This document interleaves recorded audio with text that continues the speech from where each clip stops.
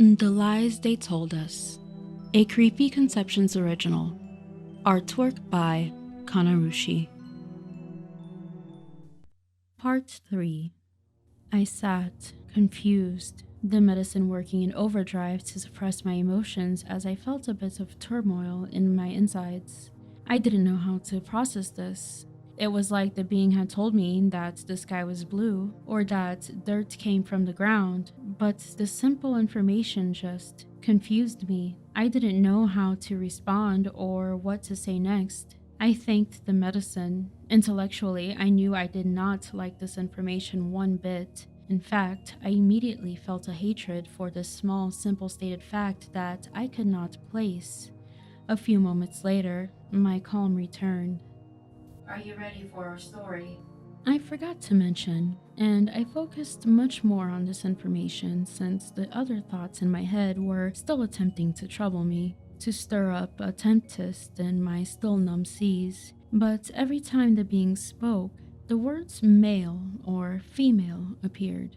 This being was female. The middle and first were male. The other three were female. How they were able to distinguish each other was beyond me. I did notice that the males were slightly wider than the females, but I only saw this because I began looking for the differences once I was told which one was which. Other than that, they looked the same. Same amount of fur, same shape. I wasn't sure how long it took me to respond, but I eventually realized that the beings were conversing among themselves. I guess long enough to bore them. I finally replied. Yes. The tablet came alive to me with videos of the past. We were the original beings of this planet. Our ancestors evolved here, and we built great civilizations that both collaborated and joined forces and killed each other in pure selfishness. Wars, famines, droughts, everyone looking out for themselves. But some took care of others and each other and were able to collaborate enough to become great. Then, one day, there was a warning. Our ancestors were told that we were under attack, that our planet was being destroyed, and to take refuge in underground bunkers and bomb shelters meant to survive total nuclear devastation. Our ancestors took refuge in this mountain. Members of the military and their families, entire communities were shuffled in here. The blasts rocked the entire planet. Everything was lost. All they knew was each other. They lost communication with other bases, with satellites. The systems meant to communicate with other places simply didn't work. Satellites fizzled out of the sky.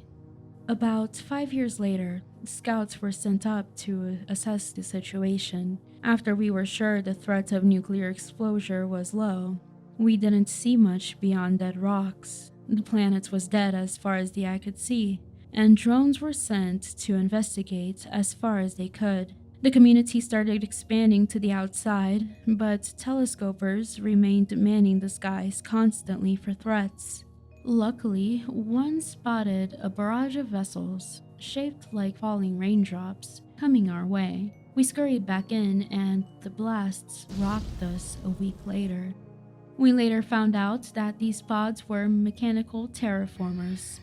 They brought over living microorganisms able to increase the oxygen in the atmosphere and increase the carbon dioxide levels to heat the land. They soon started to plant trees, bring over animal pods, and entire ecosystems were developed.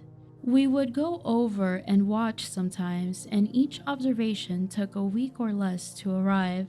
It wasn't until later, when the ships carrying the first of your species arrived, that we learned they were able to do this by creating a wormhole that let out a week away from the planet. Your species had escaped the destruction of your own planet from greenhouse gases. I sat there, stunned. We were the aliens? I didn't even realize we had that kind of technology. I had heard that there might have been civilizations in the past much more advanced than we were, so that was a possibility. We stayed hidden as your species took over the planet. Governments found that we had survived in little hubs, and they initially tried to exterminate us. Eventually, they realized they wouldn't be able to, and we sent messages that we simply wanted to remain hidden and to leave us alone or we would reveal their secret. At that time, your species still knew they were aliens, but they didn't know the planet wasn't barren. They thought it was unoccupied. That was what we said we would reveal. Not everyone of your kind would allow the utter decimation of another species for the benefit of their own. But why not just send a message? Is it because we have different oxygen requirements? You seem to live well up here, and I am doing well. We could have worked together. Even as I said it, I knew it sounded stupid. That's not how the world worked. No, it wouldn't have.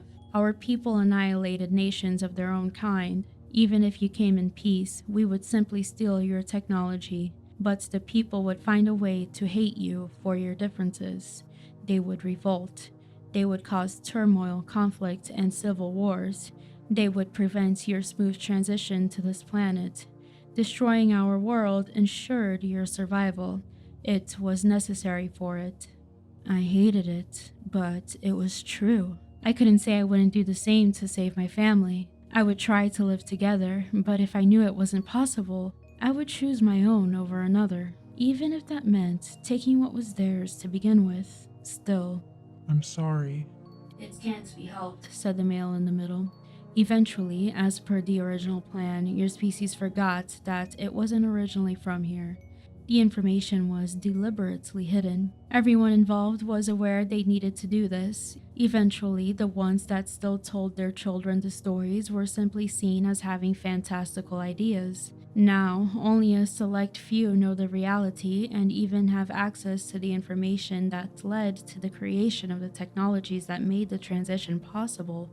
I didn't know what to say. My whole life, I had lived here, on this planet, my home planet.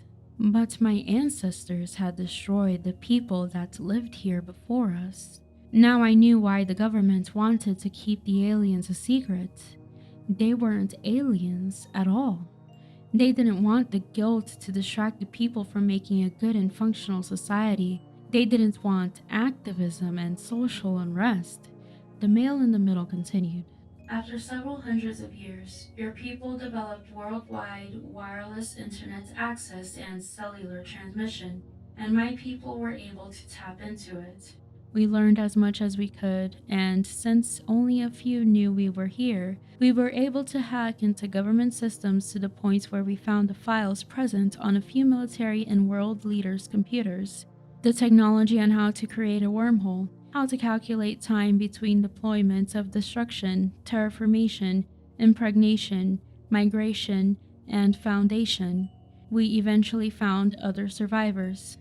In the end, the very reason your people couldn't safely migrate here, and the reason your people were willing to kill an entire race, which we would also have been willing to do back then, was what led to the demise of many of our communities. A lot of people agree with the concept of survival of the fittest, which I have read in many of your species' scientific texts. However, your people, like our ancestors, seem to have a large misconception about the definition of the term fitness.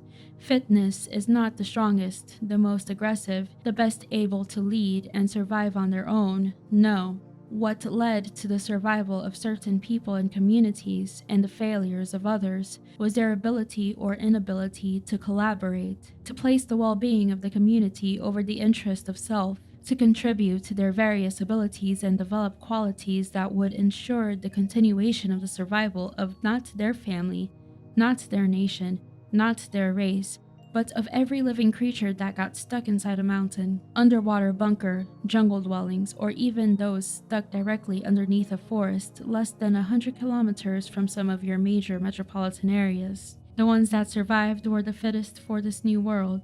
We use our minds, our strengths, our energies for the betterment of those around us. We were naturally selected for this task, and those that lacked a certain level of this died off long ago. You made us better. You made our species better to each other and to you. That is why we do not wish others to know of our existence. They would not be able to mentally handle this information. But that also means that we are unable to take you from your home and keep you here. We are unable to kill you. We do not see our survival as more important than yours. We tell you all of this to ensure that you will keep us hidden. We know you will. Once the medicine wears off, you will have difficulty living with this information. You will not want to burden others with it. Are we wrong?" I shook my head numbly. This medicine numbed my emotions, but my intellect was not exactly accepting of this new reality. My sister, my parents, my ex-fiancé, all of them. Could they ever laugh or smile again knowing what's happened? But then I thought about the past wars, about how certain races of our own species took over others. We were able to live with it just fine. What happened, happened, right? Still, I felt a little nauseated. I kept thinking about the beast of burden, about how it wanted me to caress it. Me, an alien. A humble chef from a humble planet with no home to return to. An unwitting usurper of multiple species. My connection to the beings here was what was making me feel for them. Maybe my friends and family would be able to live with this information, but I wouldn't. Not anymore. And never would those of my species that cared about the lives and well-beings of others. They were made fun of sometimes, but they were just naturally better than the rest of us. How long ago was my home planet destroyed? We don't know what your home planet is, and we don't know when it was destroyed. But how long has it been since my species arrived here? Did we arrive in waves? According to the records, you arrived at the same time on a fleet of ships. This happened over 10,000 years ago. Life on this planet became primitive for a while, but the technologies were still kept and progressed quickly. Only the leaders have access to the rest. So it has been at least 10,000 years since the death of my home planet. At least, I know time and space are relative, but from this time frame, my planet was destroyed 10,000 years ago, and you don't know which star system it is from. Is it from the same galaxy? The silence was heavy. We are unsure whether your species will ever develop intergalactic travel. It doesn't seem necessary yet at this point. You would think that giving the technology to scientists and allowing them to develop it, instead of giving them a tabula rasa, would be more beneficial. But for some reason, it hasn't been. We are unsure of the planet your species originated from. Every society develops different names, different systems of coordinates, and sometimes they are mistranscribed and lost. The planet your vessels came from was Kepler 452b. It has the same star type, called Kepler 452, and the period is 384.8 days, which is similar to this planet. What do you mean, the planets the vessels came from? Kepler 452b is unlikely to be your species' home planet. The files we found give instructions on how to transition with multiple addendums. They send vessels in two directions most of the time, and every attempt should be made to do this. In the last addendum, they made a warning about landing on a planet with older stars that made them excessively prone to the greenhouse effect, which is the reason most of these planets are destroyed. Destruction of your own built ecosystems is an issue as well. Kepler 452b was nearing the end of its time. Your species was only able to live there for about 50,000 years. Kepler 452 gives off 10% more radiation than our Sun. During the terraformation, efforts to hide our fossilization records are made, and the fossils you find of your peoples, well, if you had evolved here, what would you expect to find? A lineage, and we find connections between species and categorize them. But even though we have information of common ancestors, we don't have ancestors between them and us. We have grandparents, but no parents. It's a major, ongoing scientific debate. It almost always is. Addendums have been made to plant fossils during terraformation and to save records of fossils for future references. How many addendums are there? 8 following the last revision. where they simply make a new set of rules. Addendums are simply recommendations. We've been unable to decipher which is the original planet. We think that it was so long ago that the planet either changes its relative position, was located in another galaxy, or no longer exists. We can only trace coordinates back so far, and we are working with past astronomical data and the newer ones from your people, which is barely catching up to where ours was. For example, our people had a base on the moon, and your people have never been there. Many people don't see the point. What was the base on the moon like? It was a scientific research facility like the ones you have in the North and South Poles. I stayed silent for a long time, hoping this was one crazy dream and I was in a coma in a hospital somewhere, my ropes having somehow snapped. Maybe I was dying on the rocks below. Maybe I was still hanging from my rope, unable to breathe, concussed, and honestly, death would be more than welcomed. Anything would be more believable than this. But the tablet was flashing fossil records of the original beings in front of me. What they said made sense, and even in my numbed state, I knew that this was information that I hated. You can help us with one small thing. The fifth being stated. Anything. I responded. Our children learn much about you, and they have requested to interact with you. Would you be willing to do so without your suit? Will it be safe for me? The being nodded. They understand what they can and cannot do. If it becomes uncomfortable or painful, you may notify us. Some of us do understand your language, including all of us at this table. We cannot generate your speech, and we will wear devices that allow us to hear you in a way our brains can process. Then can we go now? I really don't want to be sitting here with my thoughts, and I hope I wake up soon. This is a dream and a nightmare all in one. They apologized, and soon I stood in front of several rows of children. I was numbed when I told them I had urinated in my suit. They politely offered to clean it and spoke no further of it. I got the feeling that they were better than us, and that maybe, if we had been willing to kill our planet in the first place, maybe we deserved to die there too. I wore the same white cotton clothing the children wore, and when given permission, a tiny being from the first row on the right approached me. I knelt to my knees as it padded over on special shoes that they hadn't been wearing before, the mouth covered with a device that would prevent the involuntary growls that they informed were just as dangerous in their smallest being. It stood in front of me curiously. Then, slowly, it raised a tiny hand to me.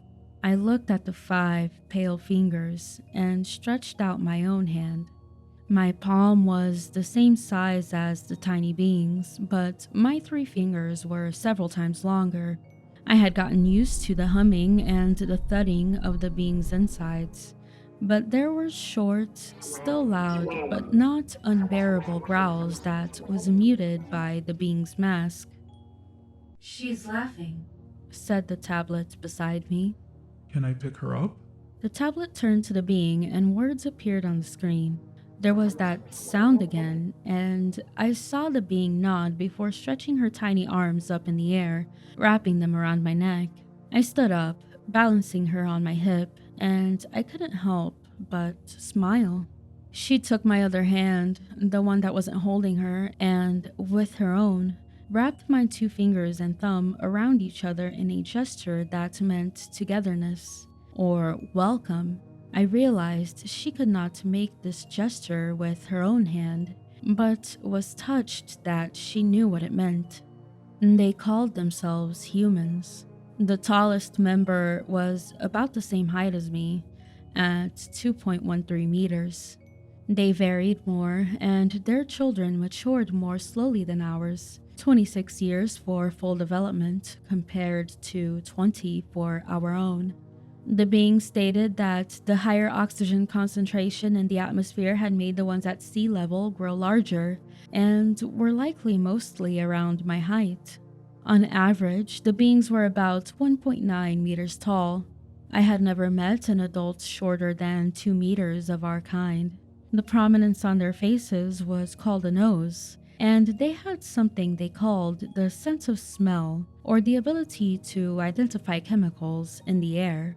Astounding, I thought. But they also had about half as many taste receptors. There were only 4 types compared to our 9. They had a tiny bit of fluid in what they called the inner ears. This they used for hearing. This is why their harsh growls and screeches sounded soft and mild to them, while it could paralyze or temporarily deafen any one of us. Some people, they'd said, were born deaf, and they used hand signals to communicate. They played a few files that was modified to simulate what their speech sounded like to them. And for what our speech sounded like to them, they played a file of something they called crickets. I looked at the various swirls of vessels filled with hearing fluid that coated my entire body, not being able to imagine hearing with anything else other than my skin. They also told me about their sense of pressure and touch, which was necessary to us since we could hear proximity. They said they felt it differently, and that their thin fur covering most of their bodies were attached to tiny muscles that sensed movement as a different kind of non-pressure touch. Their normal oxygen percentage was 24%, which was larger than the original 20.9% when we landed. This was a huge difference from our 34%. They said that this was likely the reason for our differences in height, considering the sea level pressure wasn't very different. And as I began to shiver where I stood, I was given a coat and told that 32.2 degrees Celsius was horrendous to them. They had more musculature, apparently, and it had been unchanged in the past millennia. Their larger children were physically stronger than I was, and the heat produced by their muscles was enough to keep them warm in cooler climates. Whenever it got too hot, apparently, they leaked out their water and electrolytes. I found this revolting, and I almost wanted to wash my hands. They assured me the fluid was not harmful to either species, and that none of them had produced any today. It was like taking a dip in salt water, they said. The more I learned about them, the more I wanted to stay. What did I have back at home? An empire of my own selfishness. A star chef. What was I if I could not be compassionate, caring, and selfless like these beings? They reminded me that they were not always like this, and that their confinement made it so that the ability to cooperate was an ability that was selected naturally and evolved via survival of the fittest. The selfless among them survived, the ones able to cooperate and willing to learn. That's why they couldn't kill me. They only killed for food, and they did it quickly and painlessly. Due to the confinement, only a certain number of children could be born each year, and the couples wanting to have children placed themselves on a list, waiting patiently, sometimes for 5 to 6 years, before being approved. They worked until old age, and they gave more than they took. They were happy here. They did not want more. Those of them that did left early on and never returned. Survival of the fittest. I woke up at the base of the mountain where I'd started. I was inside of my tent, my backpack with me. I thought I had dreamt everything until I looked at my phone and saw that it had been 2 days since I first rappelled down the side of the mountain. I also saw my bottle of water and some tablets with a note that said, "Take immediately." I felt anguish and pain and panic rise inside of me and took one of the tablets without question. It was to be taken every 6 hours while I was awake, and they gave me enough to get back to the ranger station and check out, get inside my car, and numbly drive home. I had enough for a few days after that, but once I ran out, I fell apart. I became a mess. I eventually started ignoring calls from my sister, my parents, friends. Even my ex tried to reach me. I made up a story on the anonymous board where I was sharing my story and told them that I had found nothing, that I'd gotten hurt and was now facing a hefty fine. I hadn't shared my date of the departure so that the rangers wouldn't be alerted, instead claiming I'd be there the following year. They were surprised about my update and asked if I was okay. I told them that I no longer believed any of the things, that I only found evidence that had to have been left by our own species, and that I had scaled down to the most dangerous parts of the mountain without finding a thing. Now, lying on my couch, I stared at a message I received on my phone. It was from a poster that had been trying to get my attention for about the past month. "Check your inbox," they said. "Check your inbox. Check your inbox." I was about to deactivate my account. To do so, I had to log in. I read that there were multiple notifications, and it showed me the previous of the most recent few. "From your new friends. Check your inbox." Despite myself, I got a bit excited. I opened my inbox. Every day, the same message had been sent, and I read it carefully. "I know that you are depressed, but after you process your sorrow, do something good, something selfless. Help your fellow beings. It may restore your will to exist. We can't help our circumstances, or the circumstances in which we came to be, but we can help what we do. We can help who we are, and we can make the best of the circumstances in which we were placed. Help your fellows. Don't try to escape. They need you more than we do." And for the first time since I came home from that mountain, for the first time since my fiancé left my life, I felt a tiny flame of hope come to life within me. Thank you so much for joining us. I hope you enjoyed my story. Please remember to like if you like, comment, share, and subscribe. I will be putting out content on a regular basis, and I would love to know what my listeners are thinking. If you would like to submit a prompt request or a music request, you can email me at stories@creepyconceptions.com. I do write my own background music, which is free to use as long as you give me credit. If you would like to commission amazing artwork from the brilliant Kanarushi, you can email her at commissions@kanarushistudios.com. Thank you once again for joining us, and as always, stay creepy, my lovelies.